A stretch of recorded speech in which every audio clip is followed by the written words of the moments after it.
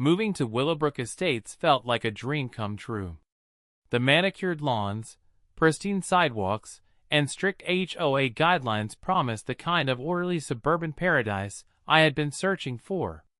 What I did not anticipate was Karen Mitchell, the HOA president, who lived directly across the street, and seemed to view my arrival as a personal affront to her carefully constructed kingdom.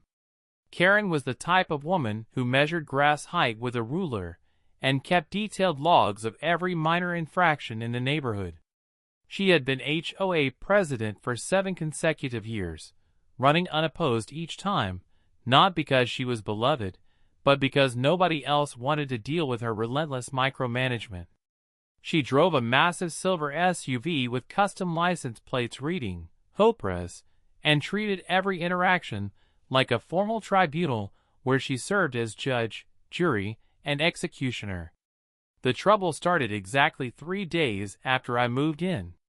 I was unpacking boxes in my garage when I heard the familiar rumble of Karen's oversized vehicle pulling into my driveway. Not beside it, not near it, but completely blocking my BMW sedan in the garage. When I politely knocked on her passenger window, she rolled it down with the expression of someone who had been deeply inconvenienced. "Oh, hello there. I am just dropping off some HOA welcome materials. I will only be a minute."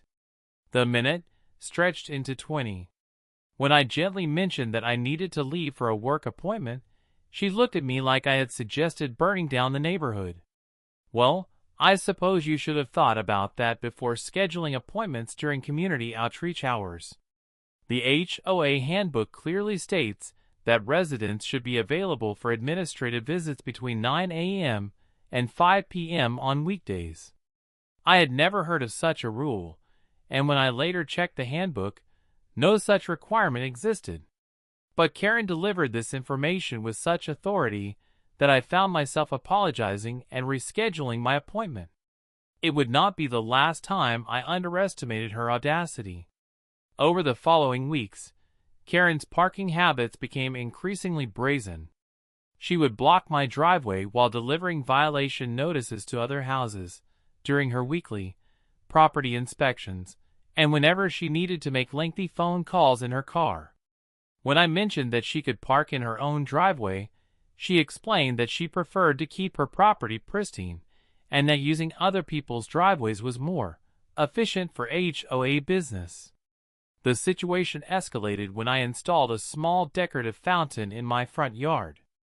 It was tasteful, professionally installed, and well within the HOA guidelines I had carefully reviewed. Karen appeared at my door the next morning with a clipboard and a measuring tape. "I have received multiple complaints about your unauthorized water feature. The HOA handbook clearly states that any landscaping modifications require prior approval from the Architectural Review Committee." She was technically correct about the approval requirement, which I had missed in my reading. However, when I offered to submit the paperwork retroactively, she informed me that post-installation applications were not accepted and that the fountain would need to be removed immediately. "But surely we can work something out," I suggested. "The fountain is beautiful and adds value to the neighborhood." Karen's smile was as cold as winter morning. "Rules are rules. I will give you 48 hours to remove it, or the HOA will take action." When I researched further, I discovered that Karen's own backyard featured an elaborate koi pond that had never been submitted for approval. When I mentioned this discrepancy, she claimed it was a pre-existing water feature installed by the previous homeowner, despite county records showing she had built it just 2 years earlier. The fountain incident marked the beginning of what I privately call the driveway wars. Karen began parking in my driveway daily, sometimes for hours at a time. She would sit in her SUV making phone calls, reviewing paperwork, or simply scrolling through her phone while my car remained trapped in the garage. When I confronted her, she always had an official explanation. "I am conducting a property line survey," or "I am monitoring compliance with the new mailbox regulations," or my personal favorite, I am ensuring proper traffic flow patterns in the neighborhood." I tried reasoning with her, explaining that her parking was affecting my work schedule and daily life. I offered to designate a specific time when she could park there if needed for legitimate HOA business. I even suggested that the HOA could reimburse me for a parking pad on my lawn where she could park without blocking my garage. Every reasonable suggestion was met with the same response. She was conducting official HOA business, and residents were expected to accommodate such activities.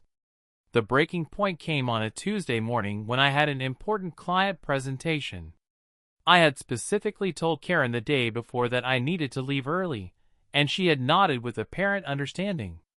When I opened my garage door at 7:30 a.m., her SUV was parked directly behind my car, and Karen was nowhere to be seen. I called her cell phone repeatedly, getting voicemail each time.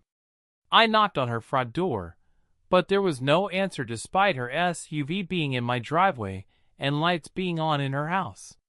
After missing my presentation and losing a significant client, I realized that Karen was not simply inconsiderate or absent-minded. She was deliberately using her position to harass me, and reasonable solutions were not going to work. That evening, I made some phone calls. As a successful business consultant, I had spent years building relationships with attorneys, real estate professionals, and local government officials. It was time to leverage those connections in ways that Karen could never have anticipated. My first call was to Rebecca Chin, a real estate attorney who specialized in property law and HOA disputes. After hearing my situation, she laughed with genuine delight. "Oh, this is going to be fun. Give me a week to research the property records and HOA bylaws. I think we can find some very interesting solutions." My second call was to Tom Rodriguez, a city planning official who owed me several favors from a consulting project I had completed for the municipal government. Tom had always been frustrated by overzealous HOA boards that pushed the boundaries of their authority. "You know what might be interesting?" he said after I explained my situation. "The city has been looking for locations to expand public parking in residential areas. There is actually a little-known municipal ordinance that allows for the creation of public parking easements under very specific circumstances." My third call was to Martin Westfield, a private investigator who had helped me with due diligence on several business deals. Martin specialized in uncovering information that people preferred to keep hidden, and he had a particular talent for finding regulatory violations. HOA presidents who abuse their authority usually have skeletons in their closets, he explained. "Give me Karen's full name and address, and I will see what interesting facts we can uncover." While my team of professionals began their research, I decided to document everything meticulously. I installed security cameras that captured Karen's daily parking routine, kept detailed logs of every incident, and began recording our conversations. Karen, emboldened by what she perceived as my submission, became even more brazen in her harassment. She started parking in my driveway before dawn and staying until evening. When neighbors asked about her constant presence on my property, she explained that she was conducting an extended compliance monitoring project, and that my property had been flagged for ongoing supervision. The fact that no such projects existed in the HOA handbook did not seem to concern her. 1 week later, Rebecca called with news that exceeded my wildest expectations. The property records revealed that my driveway, due to a surveying error made when the neighborhood was originally developed, actually extended 18 inches onto what everyone believed was public property. This meant that Karen was not just parking in my driveway, but was actually parking on land that I legally owned, but that appeared to be a public right-of-way. "This gets better," Rebecca continued with barely contained excitement. "The original HOA agreement contains a clause that prohibits board members from using their position for personal benefit or harassment of residents. There is also a provision that allows for immediate removal of board members who violate property rights of residents. But here is the really interesting part. Karen's own property has several violations that she has been ignoring while enforcing rules against everyone else. Martin's investigation had uncovered a treasure trove of Karen's hypocrisy. Her elaborate koi pond violated at least 3 HOA regulations.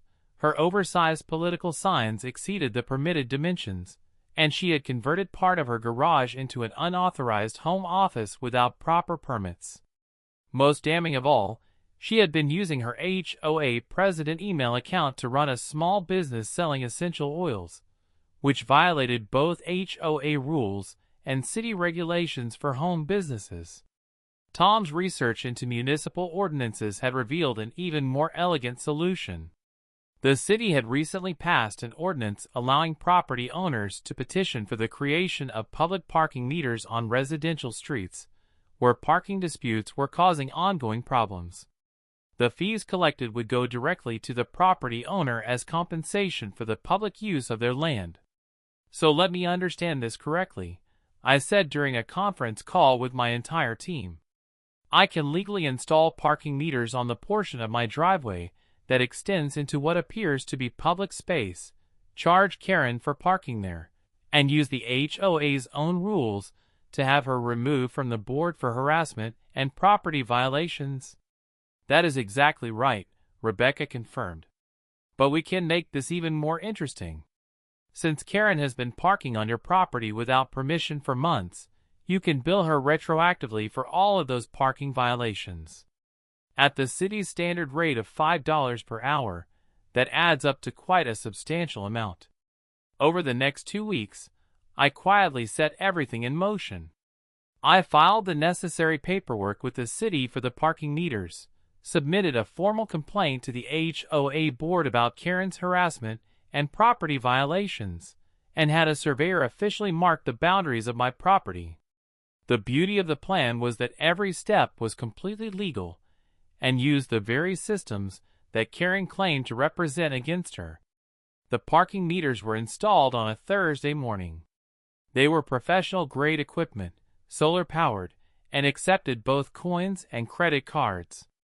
Signs clearly marked the rates: $5 per hour, with a 4-hour maximum stay.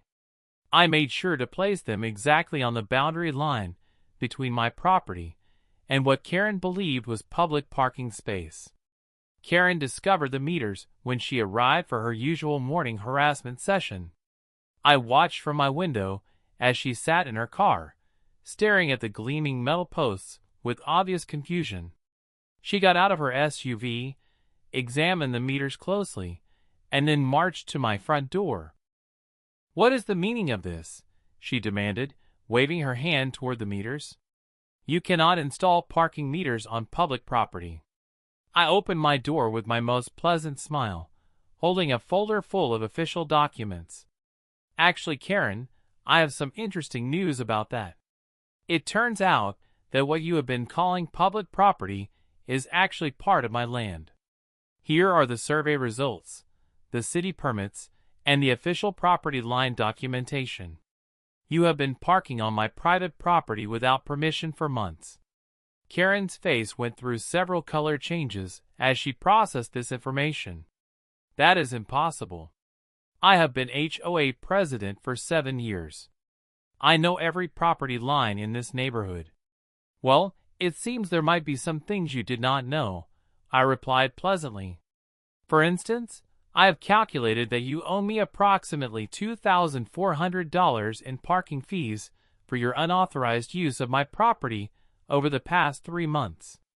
The meters are there now to ensure proper payment for any future parking." Before Karen could respond, a city inspector arrived to verify the meter installation, followed by Tom Rodriguez, who needed to document the parking easement for city records. As they worked, I continued my conversation with Karen. "Oh, and there is one more thing. I have filed a formal complaint with the HOA board regarding your harassment and the various violations on your own property. The board will be meeting this Saturday to discuss your removal as president." Karen's mouth opened and closed like a fish out of water. You cannot do this. I am the president.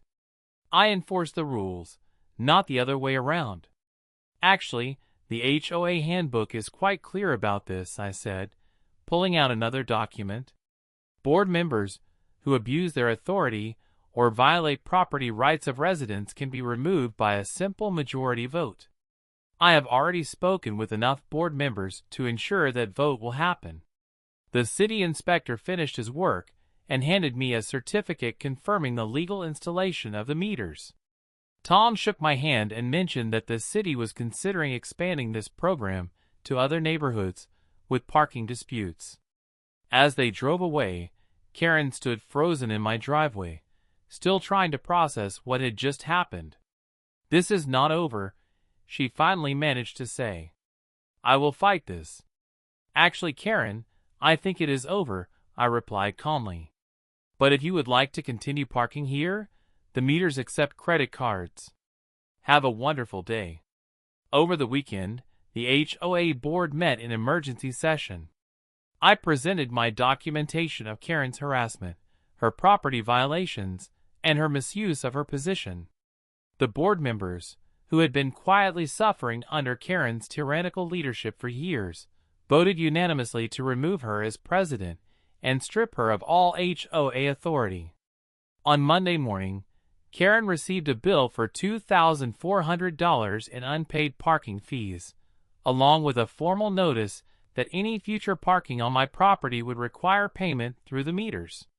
She also received violation notices for her koi pond, oversized signs, and unauthorized home office, all requiring immediate correction or facing daily fines. The final piece of my revenge was perhaps the most satisfying. Since Karen's favorite justification for parking in my driveway had been conducting HOA business, and since she was no longer authorized to conduct any HOA business, any future parking would be purely personal and subject to full meter rates with no exceptions. Tuesday morning, I watched from my kitchen window as Karen approached my driveway in her SUV. She sat at the property line for several minutes, staring at the parking meters. I could see her gripping the steering wheel, her face cycling through anger, disbelief, and finally, the dawning realization of just how completely she had been outmaneuvered. She slowly drove away without parking, her 7-year reign of petty tyranny brought to an end by the very rules and systems she had used to torment others. As her SUV disappeared around the corner, Karen finally understood that her own complaints about property rights and HOA regulations had become the foundation of her complete and permanent defeat.